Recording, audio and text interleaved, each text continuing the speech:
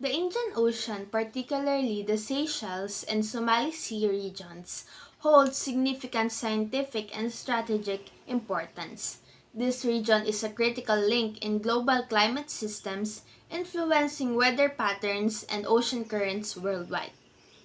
Understanding the complex interplay of oceanographic processes in this area is crucial for predicting climate variability and its impacts.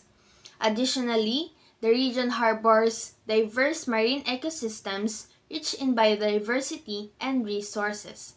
Studying the marine geodetic and geophysical setting provides valuable insights into tectonic processes, seafloor morphology, and potential natural hazards. From a geopolitical perspective, the Indian Ocean is a vital trade route and a strategic waterway, making it a focal point for international relations and maritime security. Good day, I am Arya Nicole M. Sampang to discuss the research journal about the satellite altimetry and gravimetry data for mapping marine geodetic and geophysical setting of the Seychelles and the Somali Sea, Indian Ocean. First, what is satellite altimetry? It measures the distance between the satellite and the Earth's surface using radar pulses. By precisely measuring the travel time of these pulses, scientists can determine sea surface height with high accuracy. Meanwhile, satellite gravimetry measures variations in Earth's gravity field. By analyzing these variations, scientists can infer information about mass distribution within the Earth, including changes in ocean mass and ice mass. For the agenda, we have the background of the study, the research objectives, the methodology, and the results and the conclusion. The background of the study includes the first, increased data volume. Recent advancement in marine surveying technologies have led to a significant increase in the volume of geodetic, bathymetric, and geophysical data collected from the ocean floor. This surge in data necessitates efficient processing and analysis techniques to extract valuable insights. Next is the data visualization importance.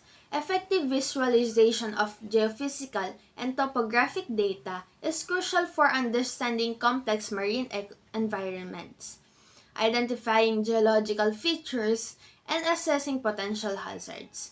By representing data visually, researchers can uncover patterns, trends, and anomalies that may not be apparent in raw numeral form. Next is the traditional methods limitation.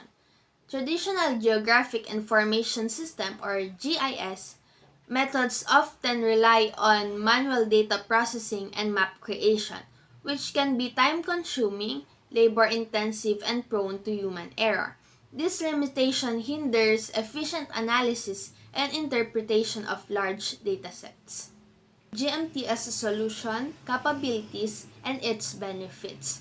The generic mapping tools or GMT provide a powerful and flexible suite of tools for automating cartographic workflows.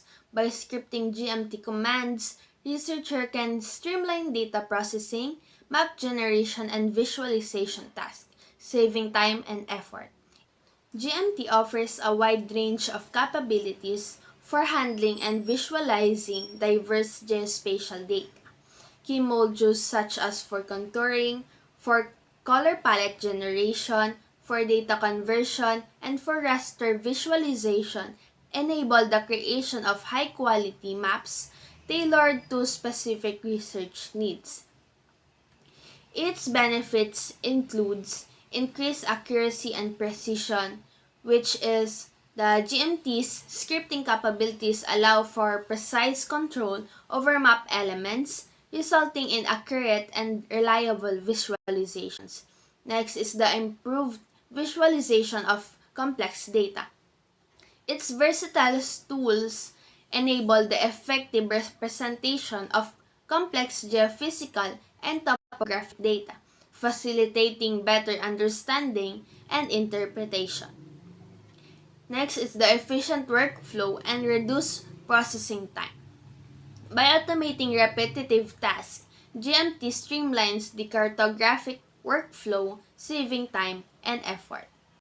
Last is the application to marine research. GMT can be applied to a wide range of marine research projects, including tectonic and geological studies, seabed mapping, and environmental assessments. By visualizing data effectively, researchers can gain valuable insights into the Earth's dynamic processes and make informed decisions. For the research objectives, we have the Map the Seafloor.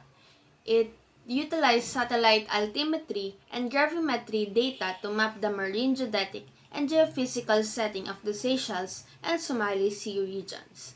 Next is the analyze seafloor features. Identify and analyze seafloor structures, geomorphic features, and their relationship to geological processes. Next is the investigate geomorphological forces. Explore the driving forces shaping the submarine landscape in the region.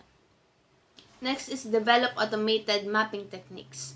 Use GMT scripting to automate mapping workflows and enhance efficiency. And lastly, to provide a foundation for future research. Generate a database of high-quality maps and data for further analysis and modeling. By achieving these objectives, the study contributes to a better understanding of the Indian Ocean's complex geological history, marine resource potential, and environmental dynamics. For the methodology, we have the satellite altimetry and gravimetry data.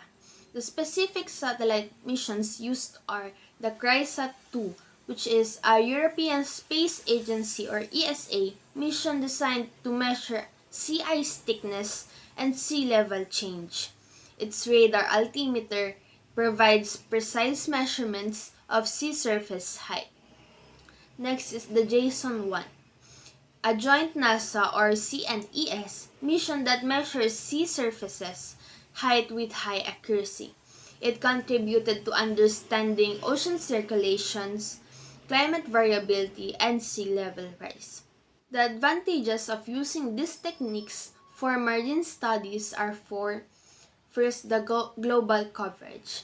Satellite data provides global coverage, allowing for comprehensive studies of marine processes. Next is the high precision. Modern satellite missions offer high precision measurements, enabling detailed analysis of sea level change, ocean circulation, and seafloor topography. Next is the long-term monitoring. Continuous monitoring from space allows for long-term studies of climate change and ocean dynamics. And lastly is the remote sensing. Satellite data can be used to study remote and inaccessible regions. For the next one, we have the data processing. We use the least square collocation, a statistical method used to estimate the value of a variable at a specific location based on measurements at nearby locations. It is used to estimate geode heights and gravity anomalies from satellite data. And lastly, we have the GMT for mapping and visualization. For the results, given are the bathymetric map of the Somali Sea and Seychelles Indian Ocean, and marine free air gravity anomaly, Somali Sea and Seychelles. For the bathymetry and topography, the bathymetric map derived from satellite altimetry data reveals the intricate topography of the region. Key features include the mid-Indian Range, a prominent ocean range formed by seafloor spreading. Next is the Seychelles Plateau, a large, elevated plateau characterized by shallow waters. And lastly is the Somali Basin, a deep sea basin with significant topographic variations. These features provide valuable insights into the region's tectonic history and ocean circulation patterns. The mid-Indian Ridge, for instance, is a site of active plate divergence, while the Seychelles Plateau is a remnant of ancient continental crust. Next is the gravity anomalies. The gravity anomaly map derived from satellite gravimetry data highlights variations in Earth's gravity field. Positive anomalies are associated with regions of denser crust such as continental crust or volcanic provinces, while negative anomalies are associated with less dense crust such as oceanic crust. In the positive anomalies observed over the Seychelles Plateau indicating a thick crustal root, while the negative anomalies found over the Somali Basin suggesting a thinner crust.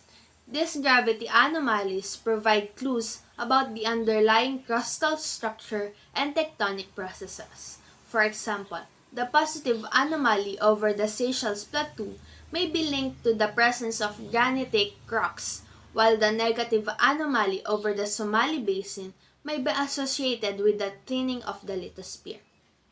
The study used high-resolution data to map the complex marine geophysical and topographic setting of the Somali Sea and Seychelles region in the western Indian Ocean. Key findings include detailed seafloor mapping. The study revealed intricate seafloor features such as faults, ridges, grabens, and horns. Tectonic influences.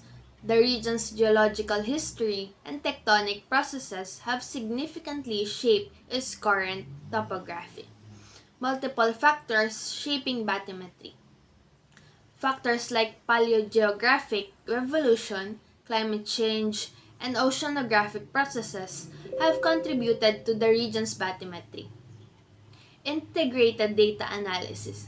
By combining geophysical, topographic, and geological data, the study provided a comprehensive understanding of the region's marine environment. The findings of this study can be valuable for future research in marine geology, geophysics, and oceanography, as well as for applications in research exploration, hazard assessments, and climate modeling. And lastly, for the conclusion, this paper highlights the effectiveness of using the Generic Mapping Tools or GMT for automating geophysical mapping processes. By utilizing GMT scripts, researchers can efficiently process and visualize large datasets, reducing manual effort and increasing accuracy. Key advantages of using GMT includes automation, streamlines the mapping process, saving time and effort. The flexibility handles diverse data formats and supports a wide range of mapping techniques. Next is the high quality output. Produces high quality publication ready maps. Next is the integration with other tools. Can be integrated with other geospatial software such as GIS and machine learning tools. The paper demonstrates the application of GMT to map the complex geological and geophysical features of the Somali Sea and Seychelles regions. By using high-resolution data and advanced mapping techniques, the study provides valuable insights into the region's tectonic history and marine environment. That is all. Thank you for listening.